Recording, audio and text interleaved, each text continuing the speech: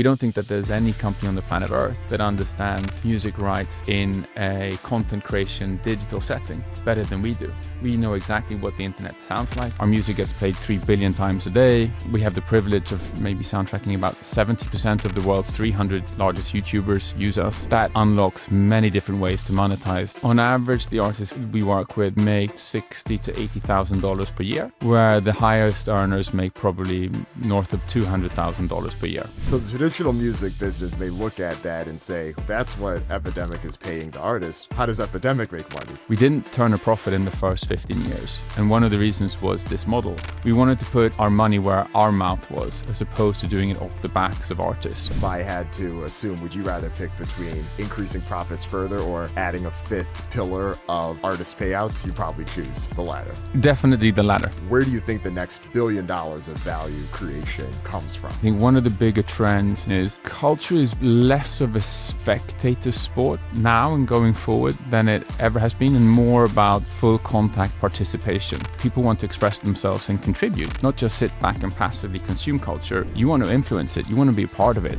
Every day, there are billions of videos uploaded to TikTok, YouTube, and Instagram that need the right soundtrack. It doesn't need to be a top 40 hit from the biggest artist in the world, but you know when you hear it. The right song or the right music can take a good video and make it great. Unfortunately, the traditional licensing rules that fill a lot of that demand are meant for radio spins and traditional media like TV and film. It's not built for the modern creator, which leaves the creators confused, the platforms exposed, and the artist under-monetized. If you fix that problem and address the pipes, you unlock a multi-billion-dollar opportunity. It leads to faster payouts, richer insights, and the ability to even predict some of those top 40 hits. Our guest today is Oscar Hoglund. He is the co-founder and CEO of Epidemic Sound, a company that built the infrastructure to solve this problem. This is a company that went from buying individual tracks to solve this need by building a multi-layered artist payout model to make sure that they get compensated fairly for all of the music that they power, for the videos that you and I watch on our phones as we scroll on our feeds throughout the day. In this episode, we break down the economics of Epidemic Sound, and we talk about that epidemic effect. We also talk about AI and how it can serve, not replace musicians, M&A opportunities, how valuations for companies like Epidemic have evolved since the zero interest rate phenomena days, and a whole lot more. If you care about that intersection of technology and culture and where it collides with the people actually getting paid on the back end, then this episode is for you. I hope you enjoy. Let's get into it.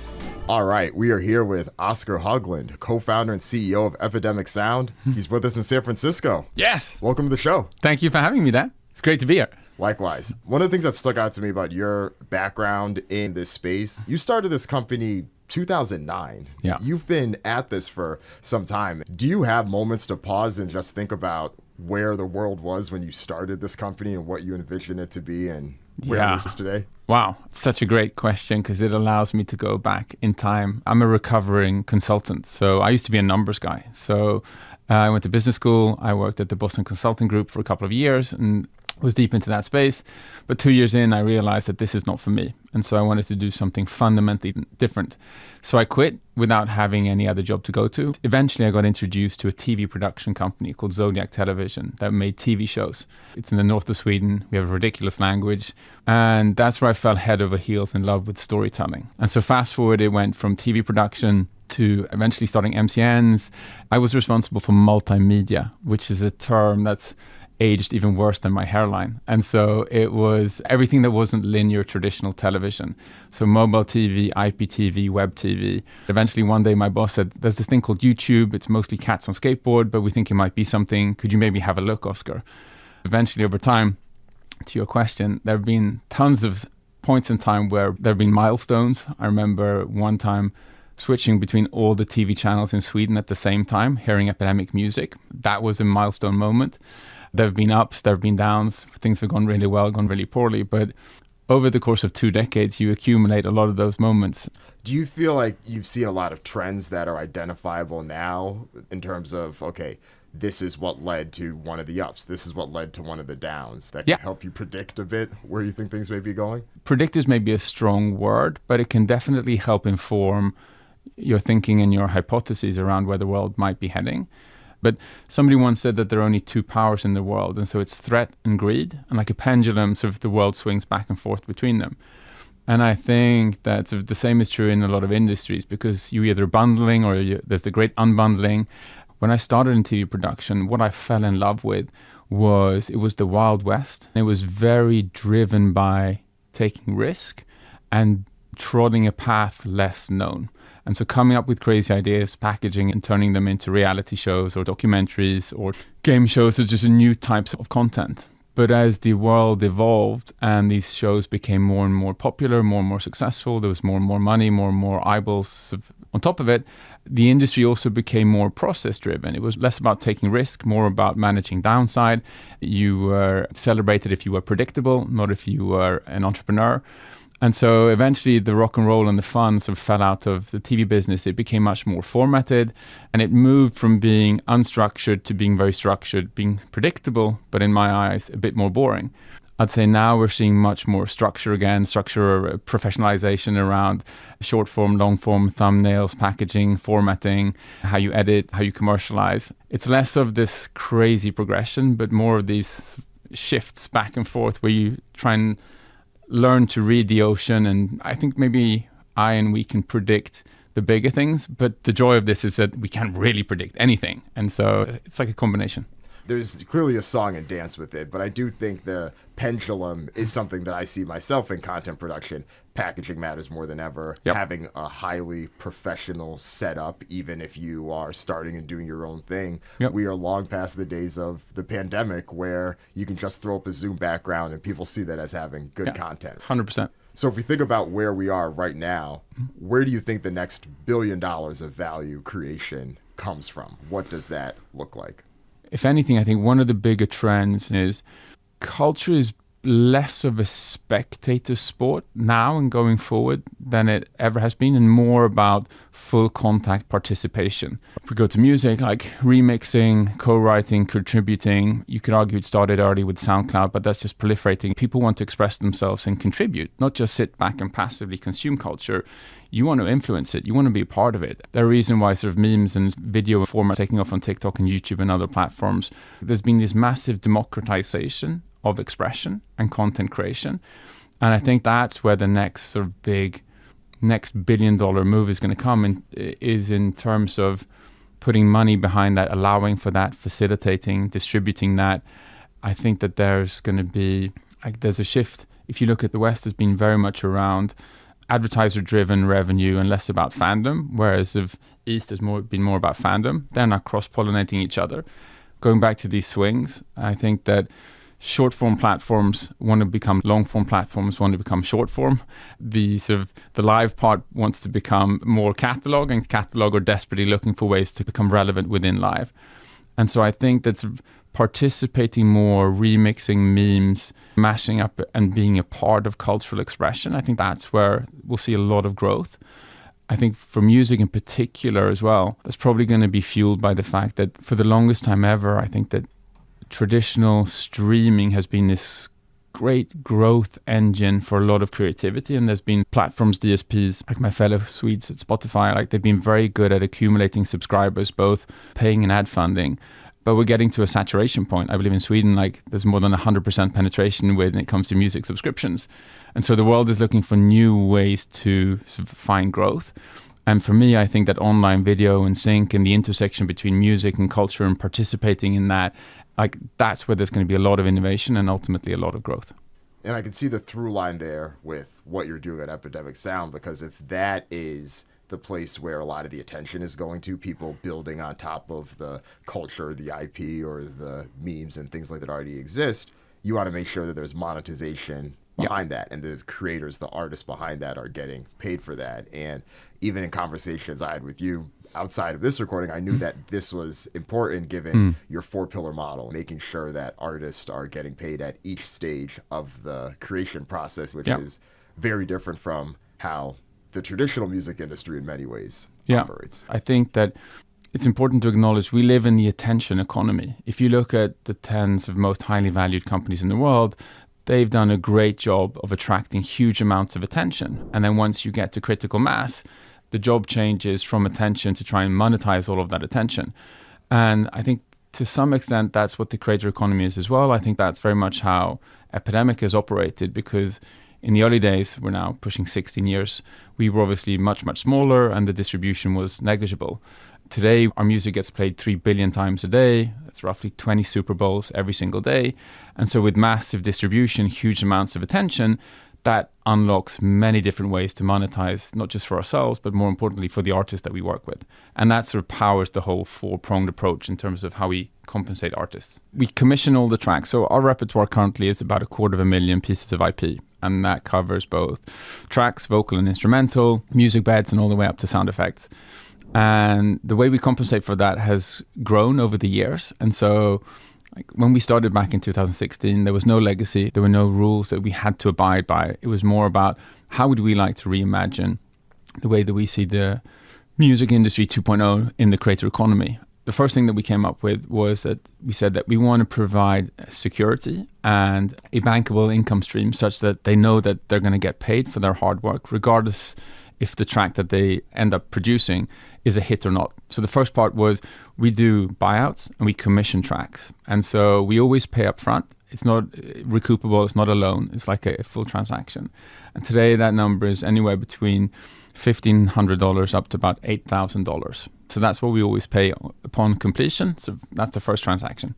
The second transaction is something that we call a soundtrack bonus. And so as our catalog started to accumulate and there were more and more pieces of IP, eventually 250,000, we wanted to come up with a way where we could incentivize the artists we work with to really care about what soundtracking actually means.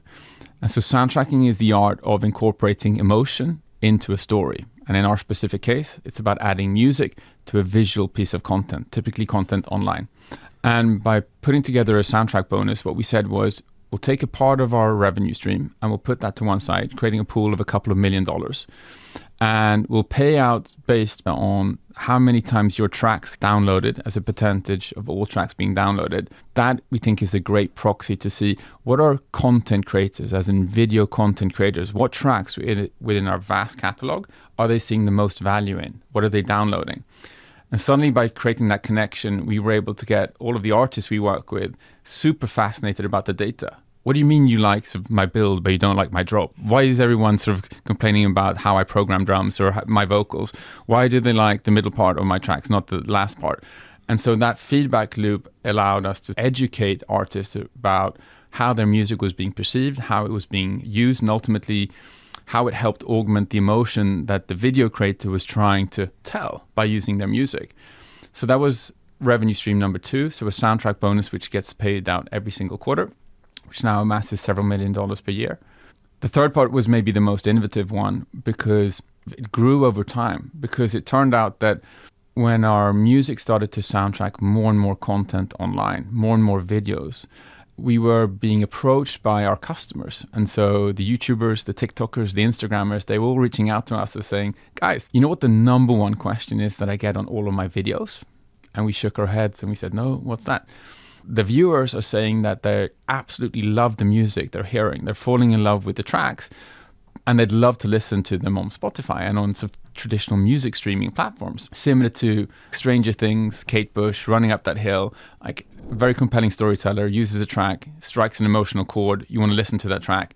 And so begins like a new fan is born.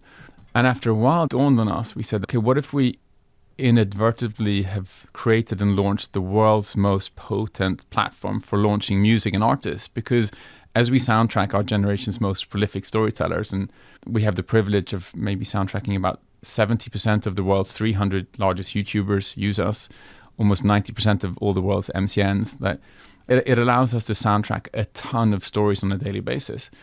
We said, what if a subset of all those viewers might become fans and be inclined to start searching for these tracks on traditional music streaming platforms like Spotify and others? So we took all of our music, we uploaded it to all the DSPs of the world, and we said, let's see if it works. And so after a while, we realized that a decent proportion of all these viewers love these tracks. They move over to the different DSPs, they start listening.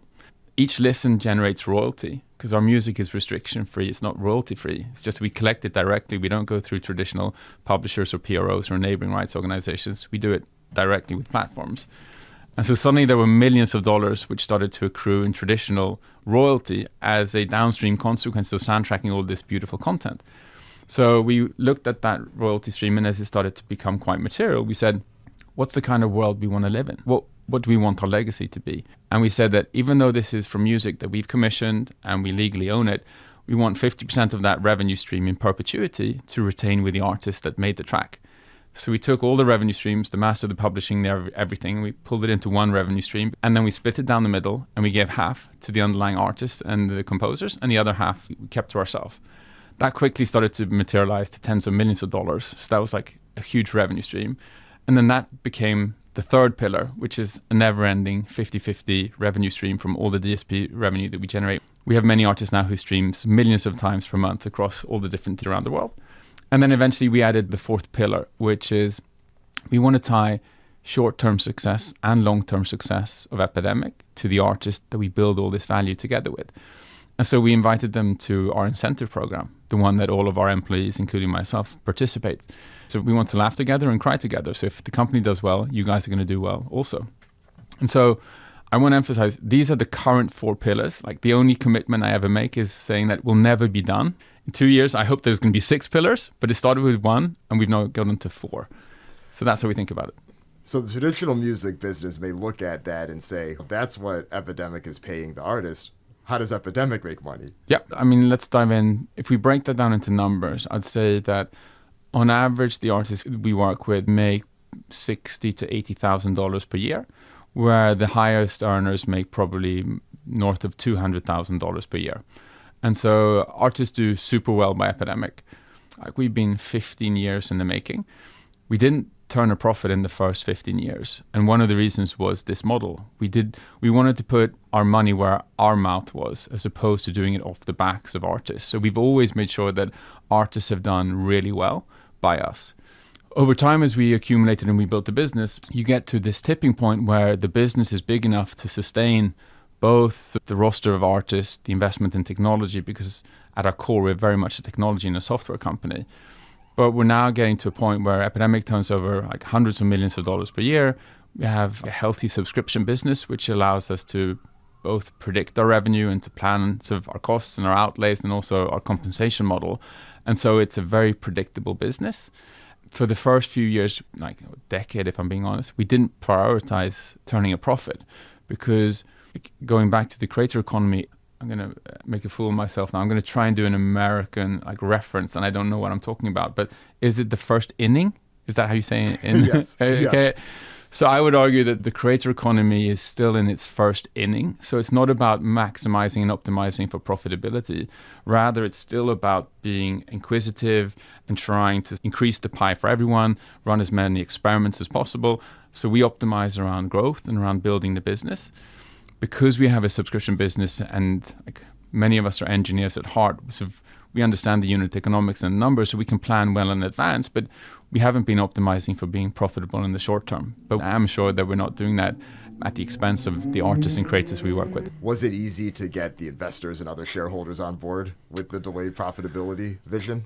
You're never going to hear me say easy and getting investors on board in the same sentence wherever I go in the world, because I have a huge amount of respect for money and in particular other people's money. And I think that being an entrepreneur, building businesses, trying to create value is about a few things. I think it's about carrying risk to some extent because you can't see risk, but it's incredibly heavy. It's always there, like Occam's razor hanging over your head.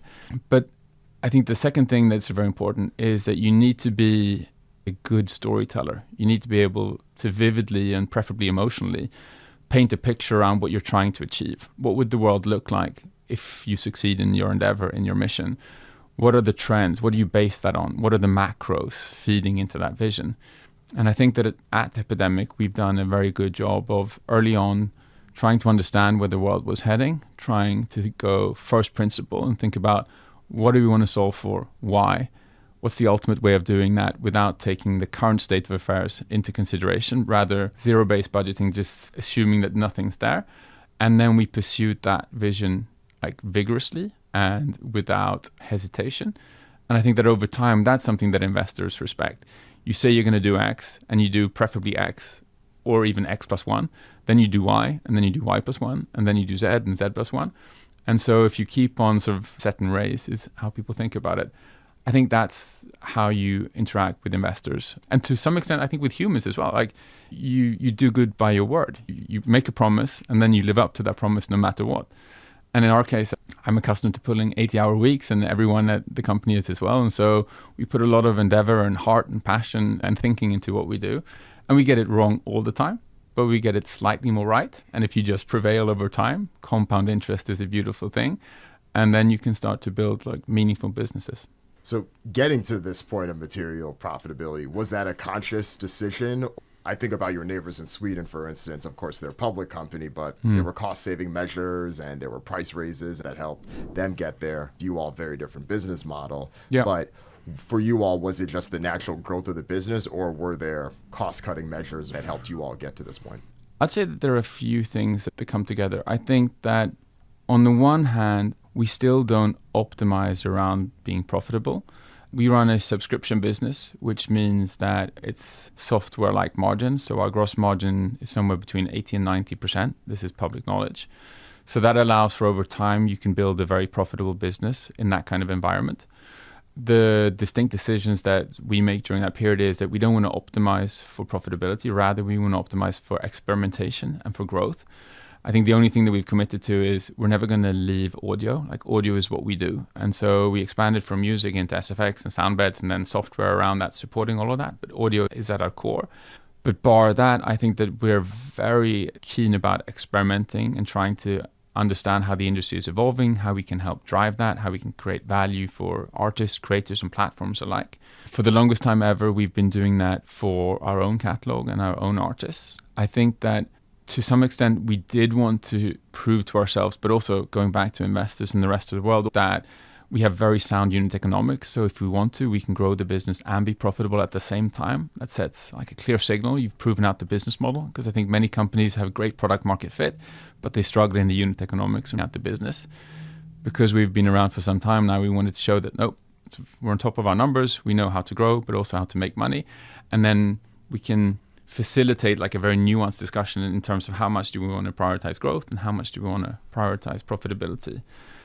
I started Epidemic for a reason with my 5 co-founders.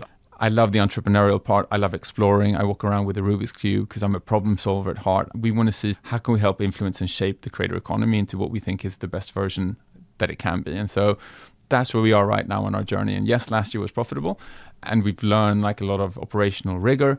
And yeah, we run a tight ship as well. Again, like 16 years in, you need to make sure that you're good operators and not just great visionaries. And I think it's constantly about striking that balance. If I had to assume, would you rather pick between increasing profits further or adding a 5th pillar of artist payouts? You probably choose the latter. Yeah, definitely the latter. And that goes back to the macro. I think that we're not in a contracting or stagnating market. On the contrary, if anything, we're in an accelerating market, because not only is there great democratization of tooling happening now, such that more and more people are becoming content creators, more and more people are able to express themselves artistically and musically in particular. But if you then layer AI on top of that, AI is this huge accelerant, because fundamentally for our industry, like the creator economy, what AI does is it chips away at friction. So it enables more people to create content. And that in turn fuels the need for more tooling, more music, more emotion to fuel and to feed and to power all of that. And so we're in this, it's the best of time to be a builder, and especially like a creative builder, because there's all this superpower tooling happening as we speak. And so we're setting sail, a spinnaker as it were, like trying to catch as much as the wind as possible and just pick up speed and momentum and market share. What are some ways that you're using generative AI right now in the business? So if we were to break down what Epidemic is at its core, I'd say there are 3 different components to Epidemic. And so step 1 is the music. The first big innovation that we undertook was, if I've created a piece of art, like a track, music, the number one desire I have is I want as many people as possible to hear what I have to say. So distribution was the first thing that we wanted to solve for. And then the second thing that you want is you want to be able to sustain yourself and preferably make a ton of money if you created something of value. So these were the 2 things that we wanted to optimize around. And so the contrarian bet that we placed, we said that in order to pursue those two and to deliver, we said that we need to do complete buyouts of the rights, which might be counterintuitive. But the reason we said that is if we acquire and own 100% of all the rights, we're going to be in a unique position globally because we're going to be the only high quality, scalable catalog over time that has all of the rights. And if we do that, we can turn around and to all of our commercial customers, we can say that we can indemnify and warrant that our catalog can be used in all commercial contexts because it's dissimilar from everyone else. It's not part of publishers, PROs, neighboring rights organization. There are multiple points of contact that you need to negotiate. It's only us. And by doing that, we can get you the distribution that you want as an artist. And over time, we can build out the 4 pillars. And so this is where we started to use AI in the first instance in terms of helping us identify what music we should be acquiring. Because as the company started to scale and the company became really big, we realized that we were getting 3 billion pieces of signal every single day as the music was soundtracking the internet. So we saw what were people playing, what were they liking, what were they downloading, what were they streaming, what playlist was it added to, how was this being downloaded. And because we were the single point of contact, we didn't get some of the data, we got all of the data that previously would be split between multiple different right holders. So suddenly we have this picture of the matrix, as it were. This is what the internet sounds like. So we could use AI to clearly see exactly, this is the music we should be commissioning. This is what they're asking for. This is what they're liking. And the music was tagged and tracked in a way that gave us a huge advantage. The second component of the Epidemic offering, besides the music, is the software. And so the second part has to do with adaptation of sound. We came to realize that quite often there was a cold start problem. So somebody had a video, but they didn't know what kind of music or sound effects that they needed. And so this is where we started to deploy AI again. We said that, okay, if you drop your video with us here at Epidemic, we'll run our AI and we'll look at the video. We can then have a look using AI at everything that we've ever soundtracked since the dawn of time with 3 billion pieces of signal per day for the last decade and a half. What video content is similar to the video that you're showing me now? Okay, what music performed the best in similar videos? So suddenly you can use AI to help usher in a complete new paradigm of how you find and identify the right music for the right piece of content. So that would be usage area number 2. So it's about helping people find using different modals than the one that they've historically had to use. And then you get to point number 2 within sort of the tooling part. There's this beautiful track that you found. It's 3 minutes long. And suddenly you're forced to become a sound engineer. So you have to take the track, which is 3 minutes, and try and reduce that to fit your 30-second short. And so this is where we deploy AI as solve number 2, which is we allow for adaptation of sound because it's our software, because we retain all the rights. You can immediately tell us that these segments I like, these ones I dislike. I want to change this track so it's exactly 22 seconds or 17, or change the crescendo, move it here, move it in that direction. And suddenly you've taken a cumbersome process, which used to be like 45 minutes to an hour, and it's done in 20 seconds.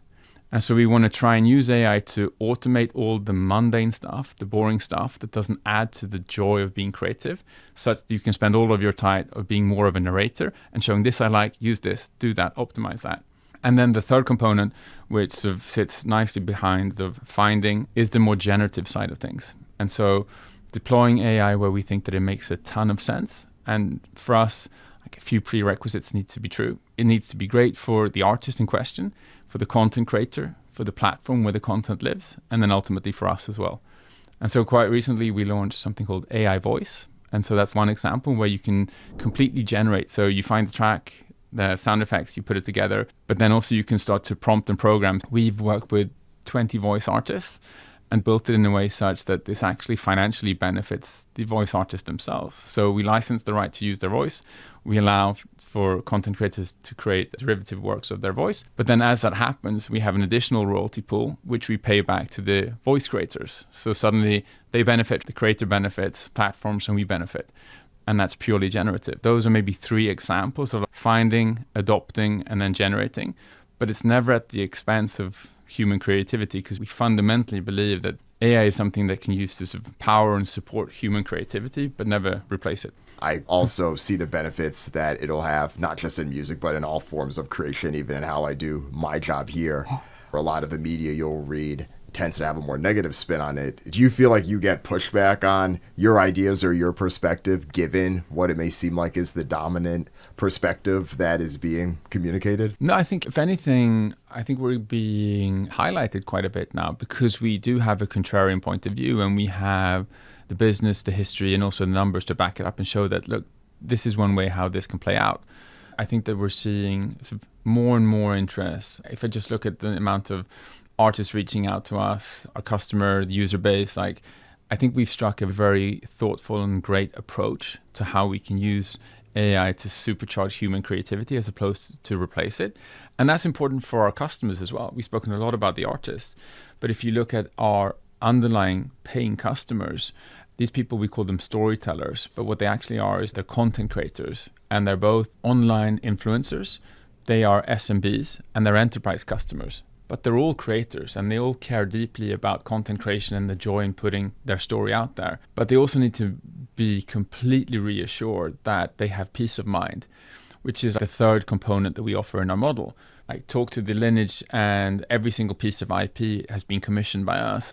It's completely safe to use our music. We're 16 years in, we've never ever had a single issue because we're meticulous about that. We can't credit ourselves and say that we knew that the AI revolution would happen, but it just so happened that as it did, being able to warrant that you own all the rights is incredibly important because it is a difficult and a litigious environment. And so staying true to that sense of peace of mind has like wild implications for our customers and our users. And so that's been a huge part of our growth story.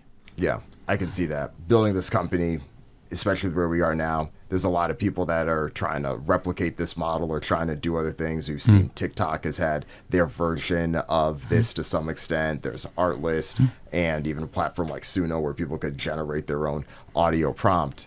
What do you think is the hardest part of your business to replicate?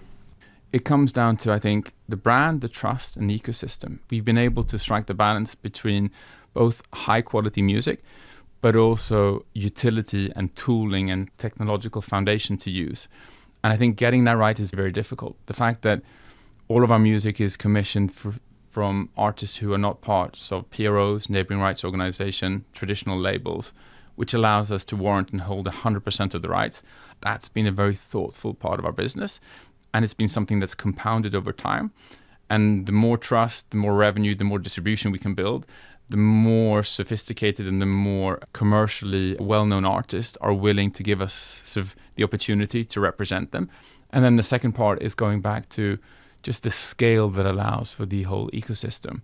So being the number one software and music provider for storytellers at scale, such that it generates 3 billion streams per day, and that then transforms into streams and listening, and how that entire ecosystem, I'd say today it's very resilient, but it's a bit like love in that it's super vulnerable. It needs to be invested in constantly all the time. But building that and striking that balance with all the different stakeholders we work with, so there are platforms, artists, content creators, ourselves, regulators. This is a very complicated setup. And I think that people who try and endeavor get into the space, after a while they realize that, holy cow, this is difficult. But I think that these are the things like trust and that ecosystem that's very difficult to replicate.